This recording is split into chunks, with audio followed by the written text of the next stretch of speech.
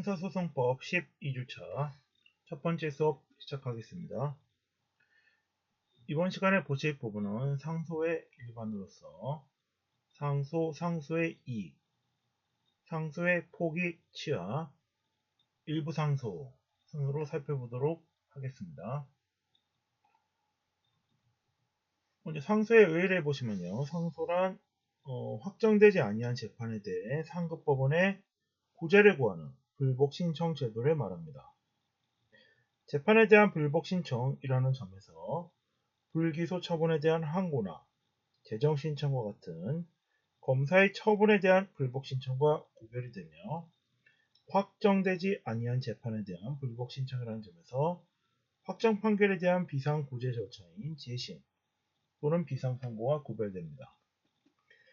상소는 상급법원에 대한 구제 신청이라는 점에서 당해법원에 대한 이의 신청이나 약식 명령 또는 직권 심판에 대한 정식 재판에 청구하는 구별이 됩니다.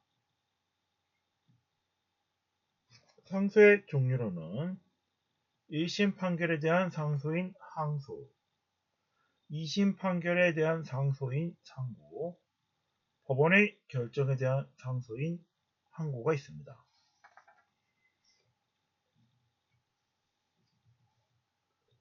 항소와 상고를 합쳐서 상소라고 하며 법원의 결정에 대해서 항고 제도가 있습니다. 상소의 당사자는 검사와 피고인은 당연히 상소권을 가지며 피고인의 법정 대리인 또는 피고인의 배우자, 직계 친족, 형제 자매 또는 원심의 대리인이나 변호인은 피고인을 대리하여 상소할 수 있습니다.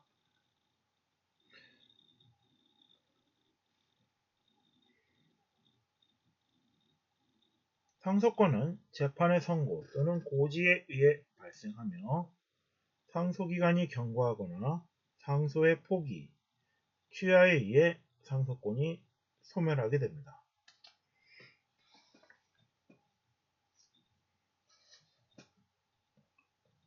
또한 상소권 회복 청구와 관련하여 상소권자는 상소권 회복을 청구할 수 있습니다. 고유의 상소권자뿐만 아니라 상소권의 대리행사자도 회복 청구를 할 수 있습니다. 상소의 이익을 보시면요. 상소는 재판에 대한 불복 신청으로 그 재판이 자기에게 불이익한 것을 전제로 하므로 상소는 자기에게 이익이 될 때만 상소를 제기하는 것이 허용됩니다. 상소는 원판결의 잘못을 시정하여 이에 의해 불이익을 받는 당사자를 구제하고 법령 해석의 통일을 기하기 위해 인정된 제도로서 형사소송법은 상소에 관해 상소 권자와 상소 이유를 규정하고 있습니다. 상소 이유에 해당하는 사유가 있는 때에 상소권자는 상소를 할 수 있으며 상소의 이익은 상소의 적법 요건이 됩니다. 검사는 공익의 대표자로서 피고인의 이익 여부와 관계없이 상소할 이익이 존재합니다. 피고인은 자신에게 이익되는 상소만을 할 수 있습니다.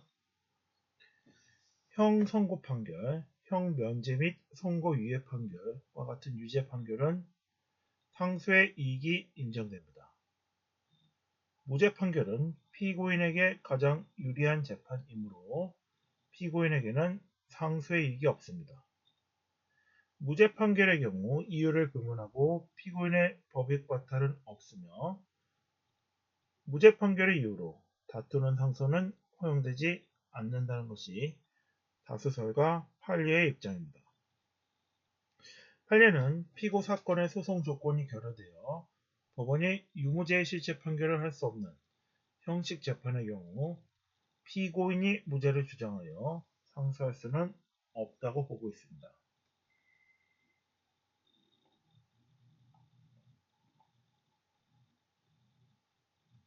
상소권자는 상소 기간 상소 제기기간 내에 상소권 행사를 포기한다는 법원에 대한 소송 행위를 할 수 있습니다. 이것이 상소의 포기가 되겠습니다.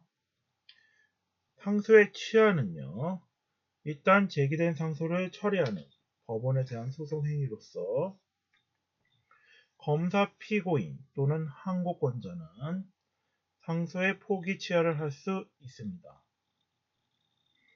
피고인 또는 상소의 대리권자는 사형, 무기징역, 무기금고가 선고된 판결에 대해 상소의 이익을 포기할 수 없습니다.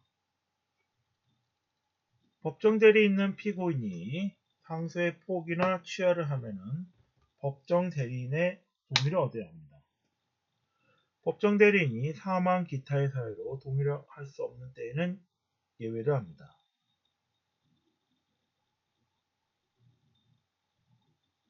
피고인의 법정 대리인 또는 상소의 대리권자는 피고인의 동의를 얻어 상소를 취하할 수 있습니다. 상소의 포기는 상소의 제기기간 내이면 언제든지 할 수 있으며 상소의 취하는 상소심 종국 재판이 있기까지 언제든 가능합니다. 상소의 포기 취하는 서면으로 하여야 하며 공판정에서는 고술로서 하는 것도 가능합니다. 상소의 포기는 원심법원에, 상소의 취하는 상소법원에 하여야 합니다. 소송 기록이 상소법원에 송부되지 아니한 때 상소의 취하를 원심법원에 제출할 수 있습니다. 상소의 포기 취하에 의해 상소권이 소멸하여 재판이 확정됩니다. 상소의 포기를 취한 자 또는 이에 동의한 자는 다시 상소를 제기할 수 없습니다.